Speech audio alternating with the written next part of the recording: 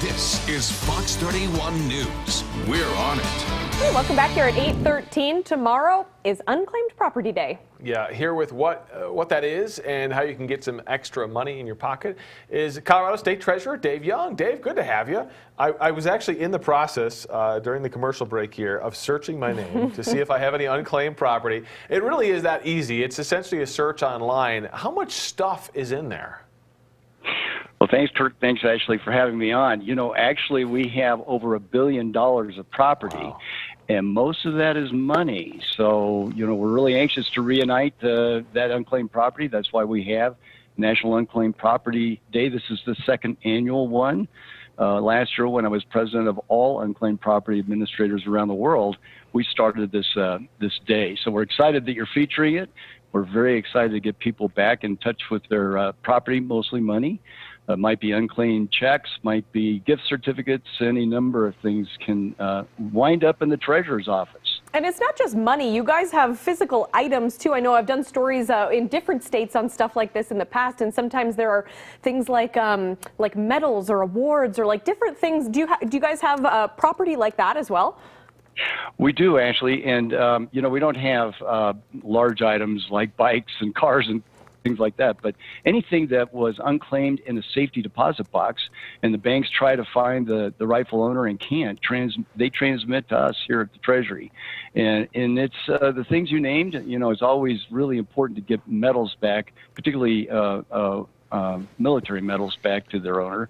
But we also have jewelry, we have coin collections, baseball card collections, any number of things, and we're anxious to reunite people with that as well. Well, I mean, I think you grew up here, didn't you? I mean, you spent your whole life in Colorado. Would people be surprised to find themselves in this? Do you think a lot of people are surprised, like, oh my gosh, you know, my great-grandma or my parent, I mean, there's all sorts of connections, right? There is, actually, and that happened to us. My grandmother had 3 life insurance policies. Wow. And never told anybody about it. So we were very excited and surprised when we discovered that that money was in the Treasury, and we claimed it. So it is very easy to do. We've done a lot of work to streamline the process, and we're being very proactive, reaching out to people now, either by email or by postcard. But, you know, we appreciate you featuring it on this show as well, because every way we can get the message out to people, it's colorado.findyourunclaimedproperty.com is the address. And you're right, it's very easy to go there. You search yourself, Ashley? I haven't yet. No, I'm going to do this in the next commercial break. I'm looking at the statistics here, though. Last year, when you guys did this, $43 million you gave back to about more than 23,000 people. So this isn't necessarily chump change we're talking about. Can you give us an example, anything you can think of like a really big refund that you gave to somebody?